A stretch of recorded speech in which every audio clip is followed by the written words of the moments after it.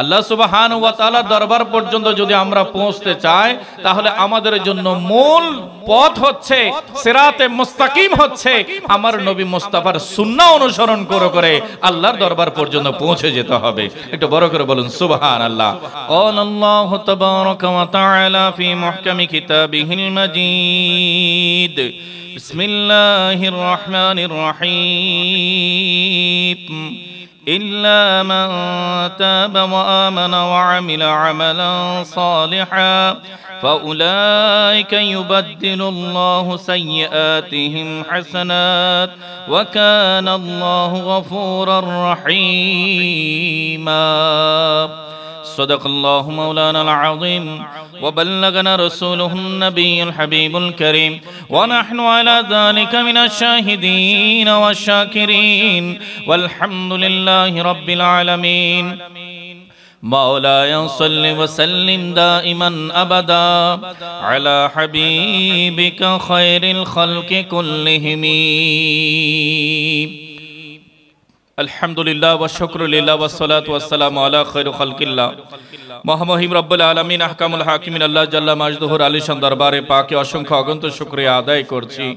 রব্বুল আলামিন অত্যন্ত দয়া ও মেহেরবানি করে পবিত্র জুমাদাল আখিরা শরীফের মহিমান্বিত দিবসে আল্লাহর পবিত্র দরবার মডেল টাউন জামে মসজিদ সংলগ্ন ময়দানে কিরাতুল কোরআন মডেল একাডেমির আয়োজনে তৃতীয়বারের মতো পবিত্র জশ্নে ঈদ মিলাদুন নবী, প্রত্যেকে বলি সাল্লাল্লাহু আলাইহি ওয়া আলিহি ওয়াসাল্লাম উদযাপন ও কিরাতুল কোরআন মডেল একাডেমির তৃতীয়তম আজিমুশান সালানা জলসা উপলক্ষে আজকের এই আজিমুশান নুরানি জলসায় নুরানি মাহফিলে আমাদের সকলকে বসে আল্লাহ এবং তার হাবিবের রেজামন্দি সন্তুষ্টি অর্জন করার লক্ষ্যে উপস্থিত হওয়ার তৌফিক দান করেছেন। সকলে আল্লাহর দরবারে শুকরিয়া আদায় করে মহব্বতের আওয়াজে পেশ করি আলহামদুলিল্লাহ। আজকের আয়োজনে এসে আমরা খুশি কিনা? একটু বলি খুশি কিনা? সাক্ষ্য নিয়ে তারা হাজির হয়ে যায়। একটু বড় করে বলুন সুবহানাল্লাহ। আমার আপনার ব্যাপারে কেউ জিজ্ঞাসা করার থাকুক না থাকুক, যিনি বানিয়েছেন তিনি খবর রাখে কিনা? একটু কথা বলেন, রাখে কিনা? যিনি আজ জীবন দিয়েছেন তার দরবারে আমাদের আলোচনা হয় কিনা? রব্বুল আলামিন আহকামুল হাকিমিন ফেরেশতাদেরকে বলেন, হে আমার ফেরেশতারা, ওই মজলিসে আমার বান্দারা কি কি করেছে, আমার কাছে কি চেয়েছে? তখন ফেরেশতারা বলেন, বারি তাআলা, তোমার বান্দারা তোমার দরবারে হাত তুলে কায়ে মনোবাক্যে চোখের পানি ঝরিয়ে দোয়া করছে, তুমি যেন তাদের জীবনের সমস্ত গুনাহ মাফ করে দাও। তখন আল্লাহ জিজ্ঞাসা করেন, হে ফেরেশতারা, আমার বান্দারা কি আমাকে দেখেছে? আমার বান্দারা কি আমাকে দেখেছে? তখন ফেরেশতারা বলেন, না বারি তাআলা, তারা আপনাকে দেখেননি। আল্লাহ সুবহানাহু ওয়া তাআলা বলেন, যদি তারা আমাকে দেখতে পেত তখন তাদের অবস্থা কেমন হতো? একটু বড় করে বলুন সুবহানাল্লাহ। হযরতে মালায়েকা ফেরেশতা কুল তখন আল্লাহ সুবহানাহু ওয়া তাআলার দরবারে আরজ করে, আয় বারি তাআলা, যদি তোমার বান্দারা তাদের কপালের চোখে তুমি আল্লাহকে দেখতে পেত, তাহলে দোয়ার মধ্যে তাদের আরজি, তাদের তামান্না, তাদের কামনা বাসনা, তাদের আন্তরিকতা আরো বহু গুণে বেড়ে যেত। তখন আমার রব্বুল আলামিন জিজ্ঞাসা করেন, আমার বান্দারা আমার কাছে আর কি চায়? তখন ফেরেশতারা বলে, বারি তাআলা, তারা জান্নাতের জন্য রব্বানা আতিনা ফিদ দুনিয়া হাসানাতাও ওয়া ফিল আখিরাতি হাসানাতাও ওয়া কিনা আযাবান নার বলে বলে তোমার দরবারে দোয়া করছে, আয় বারি তাআলা, যেন কালকে হাসরের ময়দানে বিচার দিনে বিচার কার্যের সময়ে তুমি তাদের প্রতি রহমতের নজর করো এবং ওই বান্দাদের জন্য জান্নাতুল ফেরদাউস বরাদ্দ করে দাও। তখন আমার আল্লাহ বলেন, এই ফেরেশতারা, সাক্ষী থাকো, আমি তোমাদেরকে সাক্ষী রাখলাম, কদ গফরতুহুম, আমি আমার বান্দাদের maaf করে দিয়েছি। আমি আমার বান্দাদেরকে maaf করে দিয়েছি, তাদের জন্য আমি আল্লাহ জান্নাত বরাদ্দ করে দিয়েছি। তখন ফেরেশতাদের মধ্যে কিছু ফেরেশতারা বলেন, ক্বালু ফীহিম ফুলানুন খাত্তাউন, আয় বারি তাআলা, ওই মজলিসে এমন কিছু বান্দা আছে যারা অনেক অপরাধ করেছে, অনেক গুনাহ করেছে, তাদের অপরাধ এত বেশি হয়েছে, শরীয়ত মোতাবেক তাদেরকে শাস্তির আওতায় আনতে হবে। তারা অন্য মকসদে ওই মজলিসে এসেছিল, জিকির করার জন্য আসেনি, ওই মজলিসে নাতে রাসূল শোনার জন্য আসেনি, কোন প্রয়োজনে সেদিকে যাচ্ছিল, হঠাৎ করে তারা সেখানে অবস্থান করেছে। রব্বুল আলামিন তুমি তাদেরকে মাফ করে দিলে। তখন আমার আল্লাহ বলেন, হে আমার ফেরেশতারা, আমার বান্দা কেমন সেদিকে দেখিও না, আমার বান্দা কোন উদ্দেশ্যে এসেছে ওই মজলিসে সেদিকে দেখিও না, বরঞ্চ হুমুল জুলাসা লা ইয়াশকা বিহিম জালিসুহুম, আমার সেসব বান্দারা কার মজলিসে গিয়ে বসে গেছে সেটা একবার দেখে নাও। আজকের মজলিসটা কার মজলিস? পবিত্র জশ্নে ঈদে মিলাদুন নবী সাল্লাল্লাহু আলাইহি ওয়াসাল্লাম আমার নবীর মজলিস। একটু বড় করে বলুন সুবহানাল্লাহ। আমার আল্লাহ বলেন, হুমুল জুলাসা লা ইয়াশকা বিহিম জালিসুহুম, তারা এমন বান্দাদের পাশে গিয়ে বসে গেছে, এমন নেককারদের পাশে বসে গেছে, এমন সৎকর্ম পরায়ণ বান্দাদের পাশে গিয়ে বসে গেছে, লা ইয়াশকা বিহিম জালিসুহুম, যাদের পাশে কোন বান্দা যদি বসে যায়, ওই বান্দার দোয়ার মধ্যে যখন সে আমিন আমিন বলে, তখন আমি আল্লাহ তাকে হতভাগা রাখি না, সে দুর্ভাগা থাকতে পারে না। ওই সৌভাগ্যবান বান্দার কারণে আমার সে বান্দাটাও সৌভাগ্যবান হয়ে যায়। সালাতুন ইয়া রাসূলুল্লাহ,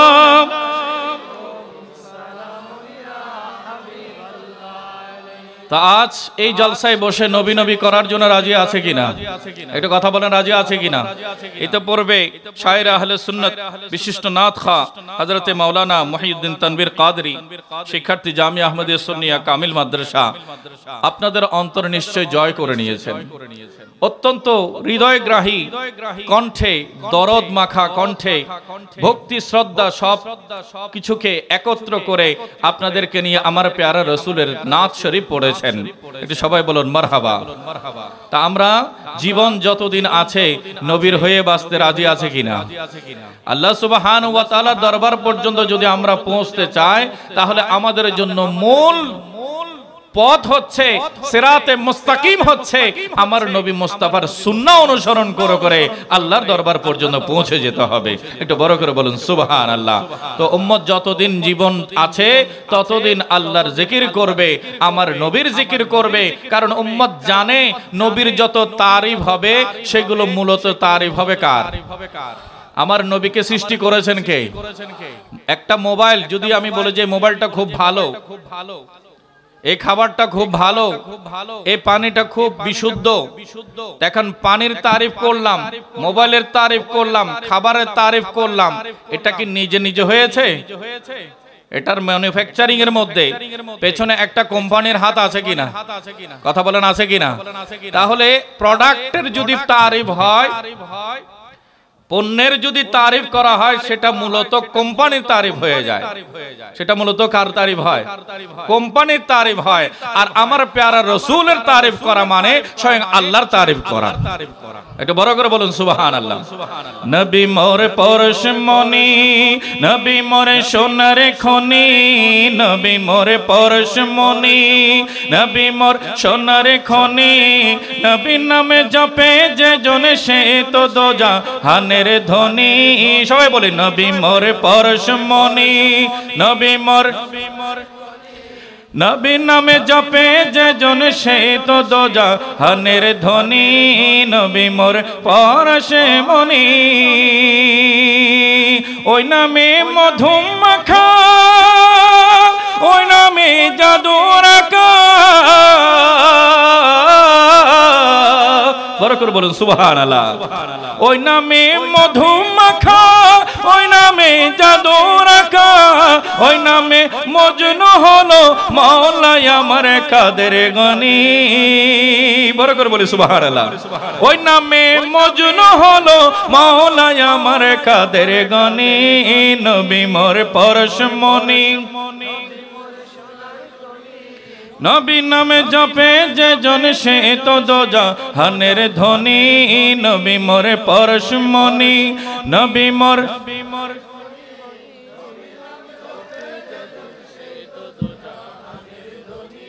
নিদানে আখিরাতে তোরে বিপুল সিরাতে, নিদানে আখিরাতে তোরে বিপুল সিরাতে, কান্ডারি হইয়া নবী, কান্ডারি হইয়া নবী পার করাবে সেই তরুণী। নবী মোর পরশমণি, নবী মোর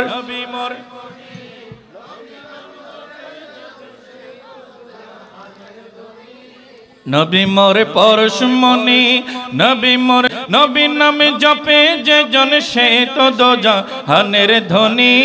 নবী মোর পরশমণি। আমার আল্লাহ আমাদেরকে ভালোবাসে কিনা? আমার আল্লাহ আমাদেরকে ভালোবাসেন কিনা? কেমন ভালোবাসেন একটু দেখে নিই। পবিত্র কোরআনে সূরা ফুরকানের ৭ নম্বর আয়াতে পাক আল্লাহ সুবহানাহু ওয়া তাআলা ইরশাদ করছেন, বিসমিল্লাহির রহমানির রহিম, ইল্লা মান তাবা ওয়া আমানা ওয়া আমিলা আমালান সালিহা। রব্বুল আলামিন বলছেন, আমার যেসব বান্দারা গুনাহ করেছে, অপরাধ করেছে, পাপ কর্ম করেছে, কিন্তু মান তাবা, কিন্তু সে পাপ কর্ম করার পরে আমি আল্লাহর দিকে তওবা করেছে। আল্লাহর কাছে কি করেছে? একটু কথা বলতে হবে। আল্লাহর কাছে কি করেছে? তওবা করেছে। তওবা মানে হচ্ছে আর রুজু ইলাল্লাহ। যা অপরাধ হয়েছে সেগুলোর জন্য লজ্জা অনুভব করে আল্লাহর দরবারে ক্ষমা প্রার্থী হয়ে কল্যাণের কাজের দিকে ফেরত আসাকে তওবা বলে। একটু বড় করে বলি সুবহানাল্লাহ। আমার আল্লাহ বলছেন, যে বান্দা তওবা করবে ওয়া আমানা, এবং পরিপূর্ণ পাকাপোক্ত কামেল ঈমান নিয়ে অবস্থান করবে, ওয়া আমিলা আমালান সালিহা, এবং নেক আমল জারি রাখবে, আর বদকার হবে না, খারাপ আমল করবে না, নেক আমল করতে করতে আমি রবের দিকে অবস্থান করবে, আমি রবের দিকে ফিরত আসবে। আমার আল্লাহ বলছেন, ফাউলাইকা ইউবাদদিলুল্লাহু আলাইহিম, ফাউলাইকা ইউবাদদিলুল্লাহু সাইয়্যাতিহিম হাসানাত। আল্লাহ সুবহানাহু ওয়া তাআলা বলছেন, তারা সেসব বান্দাদের অন্তর্ভুক্ত হয়ে যাবে যে সব বান্দাদের গুনাহগুলোকে আমি আল্লাহর নেকিতে বদল করে দেব। দেখুন তওবা করলে লাভ আছে কিনা? কি রকম লাভ? প্রথম কথা হচ্ছে, তওবা করলে বান্দা দূরে থেকে আল্লাহর কাছে চলে যায়। বান্দা আছে কোথায়? দূরে। যেই মুহূর্তে বান্দা তওবা করেছে আর দূরে নাই, কার কাছে? একটা কথা বলে না, কার কাছে? আল্লাহর কাছে চলে যায়। আল্লাহ সুবহানাহু ওয়া তাআলার দরবারে যখন বান্দা তওবা করে, তখন বান্দা আল্লাহর নিকটবর্তী হয়, আর রব্বুল আলামিনের রহমত বান্দার নিকটবর্তী হতে থাকে। আল্লাহর দয়া মেহেরবানি বান্দার নিকটবর্তী হতে থাকে। আর ওই বান্দা আল্লাহ সুবহানাহু ওয়া তাআলার দরবারে যখন কায়মন বাক্যে দোয়া করে, ফরিয়াদ করে, ওয়াদা করে, আই বারি তাআলা অনেক অপরাধ করেছি, অনেক গুনাহ করেছি, আর গুনার পথে যাব না, এবার তোমার চৌকাঠ থেকে আমি কোথাও দূরে সরব না, তুমি আমাকে কবুল করে নাও। ইউরোপ আমেরিকাতে, বাংলাদেশ, পাকিস্তান, ভারত থেকে ফ্লাইট যায়, তো আমেরিকাতে কয়েক ঘন্টায় পৌঁছতে পারে না, অনেক দীর্ঘ সফর। বাংলাদেশের, ভারতের বা পাকিস্তান থেকে যদি ইয়ার বাই ইয়ারে ইউরোপে আমেরিকাতে যায়, তাহলে দুটো ব্যাপার, একটা হচ্ছে ট্রানজিট, আর একটা হচ্ছে ট্রানজিট ছাড়া ডাইরেক্ট ফ্লাইট। ডাইরেক্ট ফ্লাইটে গেলেও 11 থেকে 12 ঘন্টা লাগবে, আর ট্রানজিট হলে সেটা 16 থেকে 17 ঘন্টা লাগবে। তাহলে এই সফরটা ছোট নাকি বড়? অনেক বড়, দীর্ঘ সফর। তো পার্শ্ববর্তী পাকিস্তানের একজন নওজওয়ান ফ্লাইটের মধ্যে ছিল, আমেরিকার ফ্লাইটে। সে যখন ফ্লাইটে উঠে গেছে, ফ্লাইট রান করা শুরু করেছে, তখন বিমানবালা, এয়ার হোস্টেস, বিমানে যে নারী সেবিকারা আছে, প্যাসেঞ্জারদের সেবা দেয়, খাবার দাবার এনে দেয়, তাদের প্রয়োজনগুলো শুনে এবং সেগুলো সমাধান করে। একজন এসে বলল যে আমি সবাইকে ওয়াইন দিয়েছি, রাতে অনেক লং জার্নি, সবাই যেন ভালোভাবে ঘুমাতে পারে, সেই জন্য সবাইকে মদ সেবন করার জন্য মদ দিয়েছি। আপনাকেও দিচ্ছি স্যার, আপনিও গ্রহণ করুন। একটু বড় করে বলুন নাউজুবিল্লাহ। ইসলামে মদ হালাল নাকি হারাম? সবাই বলি মদ হালাল নাকি হারাম? মদ হালাল নাকি হারাম? হারাম। তাকে অনুরোধ করছে, রিকোয়েস্ট করছে, স্যার আপনি এটা গ্রহণ করুন, এটাতে কোনো সাইড এফেক্ট নেই, আপনার শরীরের কোনো ক্ষতি হবে না। অন্যান্য প্যাসেঞ্জাররা গ্রহণ করেছে, আপনিও গ্রহণ করুন, আপনার একটা ভালো ঘুম হবে। এখন ওই নওজওয়ান বলছে না, আমি এটা গ্রহণ করব না। একটু বড় করে বলুন সুবহানাল্লাহ।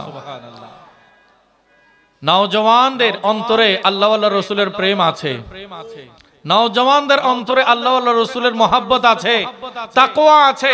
তারা যে পরিস্থিতিতে থাকুক না কেন, আল্লাহর যদি মেহেরবানি হয় তখন তারা সেই তাকওয়ার জানান দিতে পারে।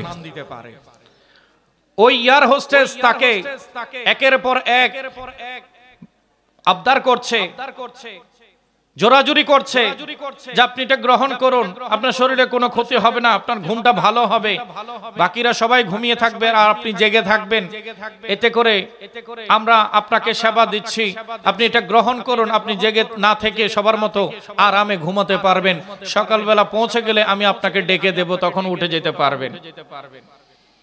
তখন ওই ছেলে যখন বারবার জোরাজুরি করা হচ্ছে, তখন জিজ্ঞাসা করলো সবাইকে দেওয়া হয়েছে? বলে হ্যাঁ সবাইকে দেওয়া হয়েছে। তখন ওই ছেলে আবার জিজ্ঞাসা করে বিমানের পাইলটকে দেওয়া হয়েছে? বিমানের পাইলটকে দেওয়া হয়েছে, যে বিমান চালাচ্ছে সেই বিমানের পাইলটকে কি দেওয়া হয়েছে? তখন বললে না, বিমানের পাইলটকে দেওয়া হয়নি। বলে কেন, সবাই খেতে পারলে ওনাকে দেওয়া হলো না কেন? বলে উনি এখন অন ডিউটিতে আছে। কোথায় আছে? অন ডিউটিতে আছে, উনি বিমান চালাচ্ছে। আর এই সময়ে তাকে যদি নেশা জাতীয় কোনো খাবার দেয়া হয় তাহলে সব যাত্রীদের জীবন ঝুঁকিতে পড়ে যাবে, যে কোনো সময় বিমান দুর্ঘটনা হতে পারে।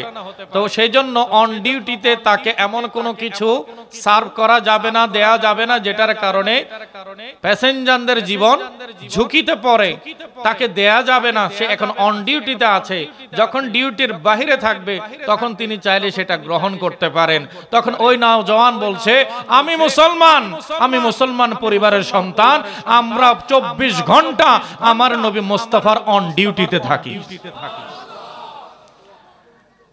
আমরা ঘরে থাকি আর সফরে থাকি, অফিস আদালতে থাকি, নিজ দেশে থাকি আর বিদেশে থাকি, যেখানে থাকি না কেন আমাদের ঈমানের দাবি হচ্ছে সর্বাবস্থায় আমরা নবীর হুকুম পালন করে চলি। আমার প্যারা রাসূল এই ওয়াইন, এই মদকে হারাম ঘোষণা করেছেন, হারাম ঘোষণা করেছেন, তাই এটা আমরা কেউ গ্রহণ করতে পারবো না। তো দেখেন, আমি যে কথাটা একটু আপনাদেরকে ইশারা করছিলাম, নওজওয়ান চাইলে তাকওয়ার জানান দিতে পারে কিনা, এবং পরবর্তী দেখা গেছে ওই মহিলা এয়ার হোস্টেস এই আদর্শ, এই আচরণ দেখে সাথে সাথে কলেমা পড়ে মুসলমান হয়ে গেছে।